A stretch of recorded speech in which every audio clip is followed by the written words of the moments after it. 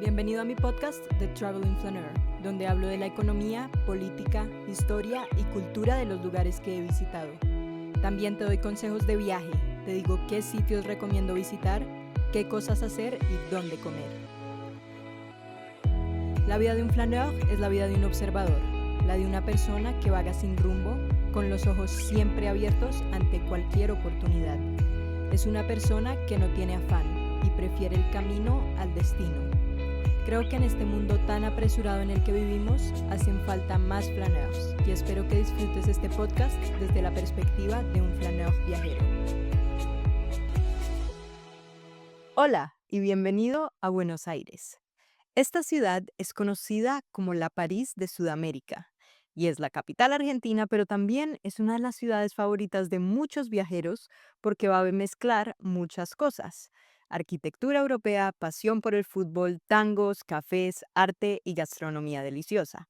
Por eso es uno de mis destinos favoritos en toda Latinoamérica porque es un lugar en donde puedes explorar barrios coloridos, cementerios históricos, museos impresionantes o sentarte en un café a leer o caminar como todo un flaneur.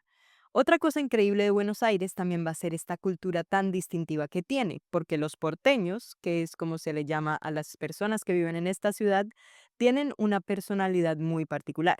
Van a ser muy apasionados, muy directos, noctámbulos y también extremadamente orgullosos de su ciudad, y la verdad es que tienen muchas razones para estarlo. Como esta ciudad es tan grande y hay tanto por hacer, le voy a dedicar varios episodios a explorarla por completo, pero antes de meternos a la ciudad voy a contarte unos datos curiosos para que entiendas lo interesante que es Buenos Aires. Y lo primero es que Buenos Aires es la ciudad con más librerías per cápita de todo el mundo, porque los porteños son lectores fanáticos y en cada esquina vas a encontrar librerías o puestos de libros usados en donde les gusta intercambiar muchos libros. Lo segundo es que esta ciudad va a ser la tercera ciudad a nivel mundial con mayor oferta teatral en todo el mundo, demostrando la importancia que le dan a las artes y también destacando toda la cultura que existe en la ciudad. Y tercero es que el nombre Buenos Aires no va a venir de los aires de la ciudad, sino de una virgen protectora de los navegantes que se llamaba Santa María de los Buenos Aires. Los españoles, cuando llegaron a esta ciudad, le pusieron el nombre al puerto en 1536 de el puerto de Buenos Aires. Y bueno, este último dato me abre el espacio para hablar de toda la fundación de la ciudad, que también es algo particular porque Buenos Aires fue fundada dos veces. La primera vez fue en 1536 por Pedro de Mendoza, pero cuando él fundó la ciudad, los pueblos originarios obviamente no estaban muy contentos con la llegada de los españoles, y después de algunos enfrentamientos, los colonizadores tuvieron que abandonar este asentamiento de Buenos Aires y entonces volvieron una segunda vez en 1580 y Juan de Garay fue el que esta vez sí fundó exitosamente la ciudad de Buenos Aires. Y lo interesante es que durante la época colonial Buenos Aires no era una ciudad muy importante, la verdad, porque los españoles estaban mucho más interesados en otras partes de América, en donde había oro y plata, como Colombia, Perú y México. Pero todo cambió en el siglo XIX porque en 1816 Argentina declaró su independencia oficial de España y esto realmente transformó a Buenos Aires, pero especialmente su periodo de boom fue entre 1880 y 1930. Durante estas décadas, Argentina se convirtió en una de las naciones más ricas del mundo gracias a las exportaciones agropecuarias. La pampa argentina, como yo ya te expliqué en mi episodio introductorio, básicamente producía enormes cantidades de trigo y carne que estaban enviando a Europa, y todo ese dinero de las exportaciones después llegaba a Buenos Aires. Y la élite porteña, extremadamente rica en ese entonces, quería que la ciudad se empezara a parecer a París. Entonces contrataron arquitectos europeos, importaron todos los materiales de Europa. Empezaron a construir y transformar por completo esta ciudad, y por eso cuando tú caminas por Buenos Aires vas a ver todos los edificios que parecen sacados directamente desde París o Madrid, y vas a ver unas amplias avenidas que son inspiradas casi que en los Campos Elíseos, vas a ver palacios que parecen castillos franceses, teatros al estilo europeo, y toda esta época dorada dejó una huella imborrable, por supuesto, en la arquitectura de la ciudad. Todo esto se va a preservar hasta hoy, donde vas a encontrar barrios como Recolet o Retiro que parecen sacados de Europa. Pero lo interesante es que también vas a encontrar muchos otros contrastes. Y por eso conocer los barrios de la ciudad es algo que va a ser indispensable. Si me preguntas a mí, mi recomendación cuando visites Buenos Aires es quedarte por lo menos 4 días y le vas a dedicar diferentes días a explorar los diferentes barrios que tiene esta ciudad. Un día lo deberías dedicar para explorar Recoleta y Retiro. Otro día lo deberías dedicar para explorar el centro de la ciudad y San Telmo. Otro día entero lo deberías dedicar para explorar todo Palermo. Y el último día lo deberías dedicar para explorar La Boca y Puerto Madero. Si tienes más días, por supuesto, deberías quedarte y aprovechar para disfrutar muchas más cosas, ir a teatro, por ejemplo, o también podrías cruzar el Río de la Plata para visitar Uruguay. Pero durante todos mis episodios yo te voy a hablar de estos barrios y te voy a también hablar de diferentes experiencias porteñas que debes vivir, como el tango, los asados, toda la gastronomía. Pero antes de adentrarnos acá, cubramos lo básico, unas preguntas que probablemente te haces antes de visitar Buenos Aires. Y lo primero es, ¿qué tan caro es visitar Buenos Aires? Y bueno, esta pregunta ya la he hablado un poco en mis episodios anteriores porque depende. Cuando yo fui, me pareció caro, pero porque yo lo estoy comparando con otras ciudades de América Latina. Comer en un restaurante relativamente bueno, por ejemplo, te puede costar entre 25.000 y 40.000 o 50.000 pesos argentinos por persona, que esto va a significar entre 20 y 30 o 35 dólares de Estados Unidos. Entonces, como ves, por supuesto, el promedio va a ser mucho más alto que en América Latina. Y es más, si vas a algún lugar lujoso, te podría costar incluso 100 dólares por persona. Un corte de carne bueno puede costar alrededor de los 25 dólares americanos, entonces a mi parecer, y en especial comparado con el resto de América Latina, por supuesto va a ser una ciudad relativamente cara. Pero si lo estás comparando con Estados Unidos o Europa, obviamente es barato, entonces otra vez depende, pero no pienses que va a ser como el resto de América Latina si lo tienes en estándares latinoamericanos.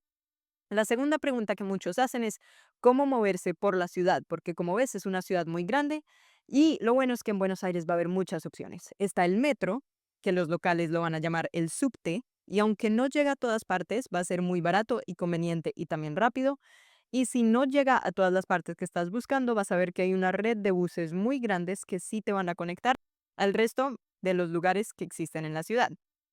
Pero la otra opción que es súper conveniente y relativamente barata es el Uber o el taxi. Y en lo personal creo que Buenos Aires es una ciudad perfecta para caminar. Entonces mi consejo personal es que tomes un Uber, taxi o subte a cualquiera de los lugares en uno de los barrios que te voy a mencionar. Y a partir de ahí empieces a caminar por el barrio porque Buenos Aires es una ciudad muy caminable y la puedes disfrutar mucho cuando la exploras a pie. Y por último, ¿dónde te deberías quedar cuando visites Buenos Aires? Mi zona favorita va a ser Palermo, porque es una zona muy moderna, tiene muchos restaurantes, tiene vida nocturna, entonces es la opción favorita de muchos de los viajeros, pero para los que quieren algo un poco más céntrico o tipo quedarse en hostales, San Telmo es una zona mejor. Si prefieres algo mucho más elegante, entonces deberías ir tal vez a Recoleta o Puerto Madero. Cuando yo fui, yo usé un Airbnb para quedarme y nuevamente no me pareció súper barato comparado con América Latina, pero vas a encontrar que hay muchas opciones si utilizas Airbnb. Entonces, lo que te recomiendo es tal vez buscar un apartamento en cualquiera de estas zonas que prefieras y quedarte ahí. Entonces, ahora que sabes todo lo básico para poder planear tu viaje a Buenos Aires, voy a comenzar todo nuestro recorrido por el primer barrio que te recomiendo visitar, que es el barrio de Recoleta. Y este va a ser el barrio más europeo, o como podríamos llamarlo, el barrio de los ricos. A principios del siglo XX, toda la élite argentina empezó a construir todos sus palacios por esta zona porque ellos querían que la ciudad, como te digo, fuera una copia de París. Y por eso cuando caminas por estas calles te sientes como en París. Pero lo interesante es que la aristocracia porteña no solo quería copiar la arquitectura francesa, sino que querían copiar todo lo francés. Entonces vas a ver también cosas como del estilo de vida francesa, por ejemplo, cafés, callejones, librerías, avenidas anchas, todo esto. Y la historia de Recoleta se va a remontar a la época de la enorme prosperidad económica argentina, cuando Argentina era la sexta potencia mundial.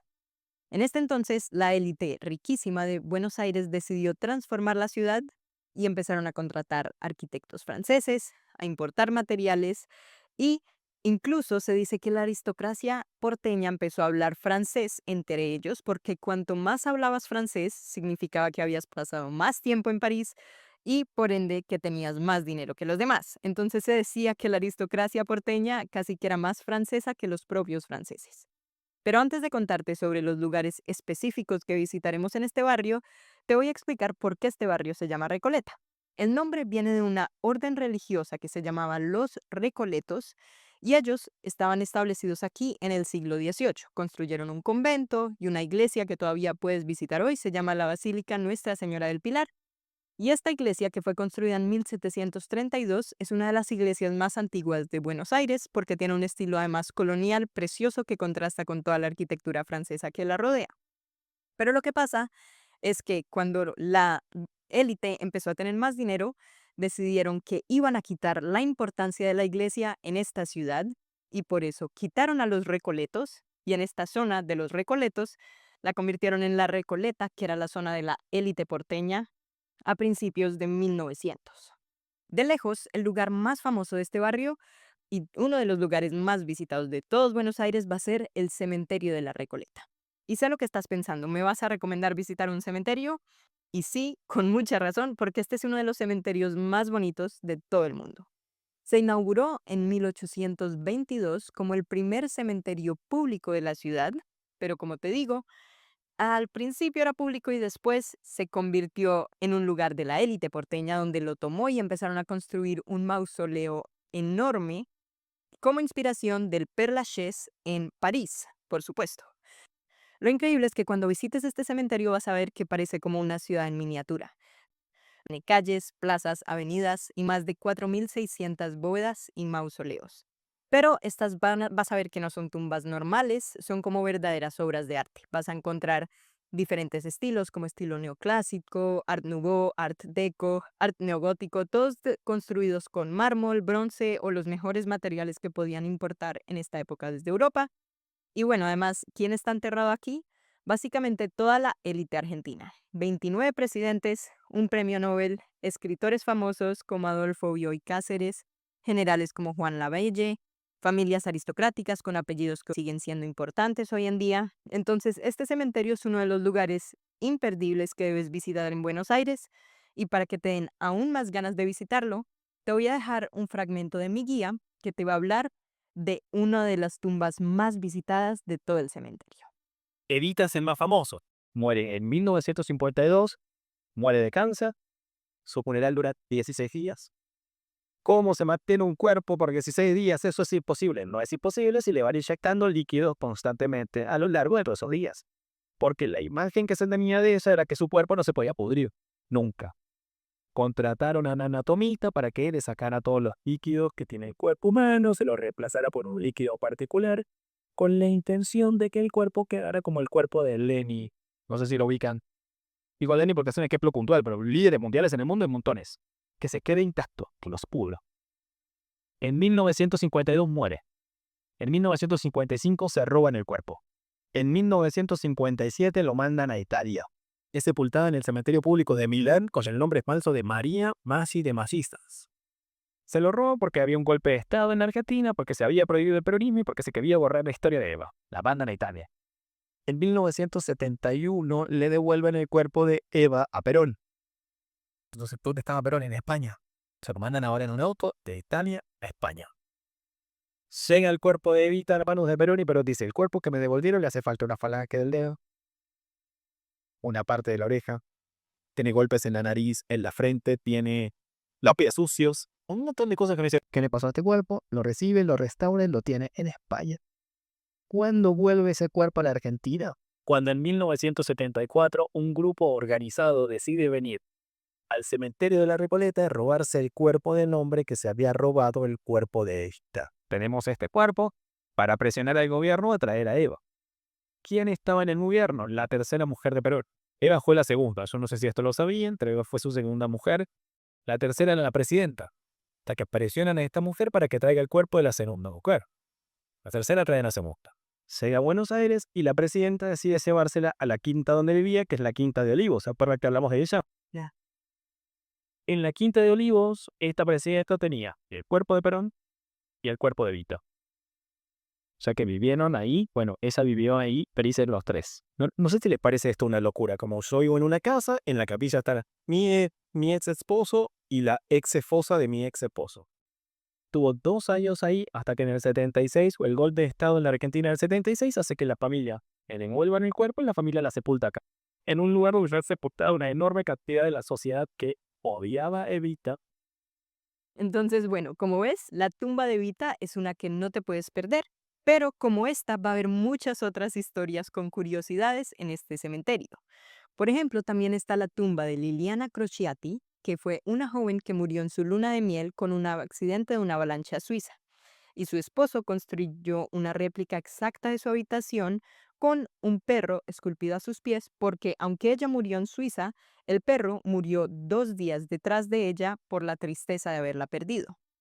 También está otra tumba de una joven que se llama Rufina Cambaceres, que ella tenía 19 años, en 1902 aparentemente murió, la enterraron ese mismo día, pero esa noche se dice que el cuidador del cementerio empezó a escuchar unos gritos, mientras llamaron y abrieron la tumba, encontraron a Rufina que estaba rasguñando las puertas porque aparentemente la habían enterrado viva y cuando fueron a abrir la puerta ya era demasiado tarde.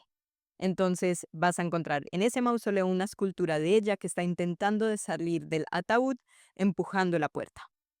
Y como estas hay muchas y muchas historias más. Si esto es algo que te interesa y conocer todas las curiosidades o leyendas o historias, te recomiendo visitar con un guía, porque un guía te va a poder mostrar todas las historias y leyendas locales de las diferentes tumbas que hay en este cementerio. Entonces es un plan que recomiendo muchísimo y además los tours no son muy costosos, entonces es algo que realmente te recomiendo, pero visitar este lugar sí o sí porque es uno de los imperdibles. Después de visitar este cementerio, por supuesto, lo siguiente que deberías hacer es solamente caminar por todas estas calles de Recoleta para ver los increíbles palacios que se construyeron con la aristocracia.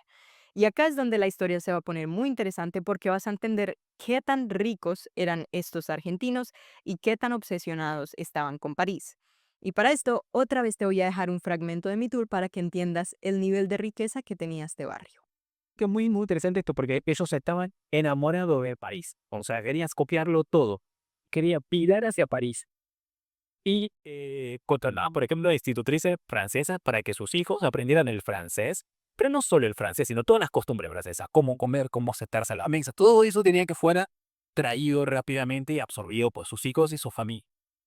Iban allá a París, se sentaban con el arquitecto y le decía, tengo una cuadra en Buenos Aires o media cuadra de la ciudad. Quiero hacerle 3 casitas. O sea, el arquitecto le dice, ya, estas 3 casas, o 3 petit hôtel.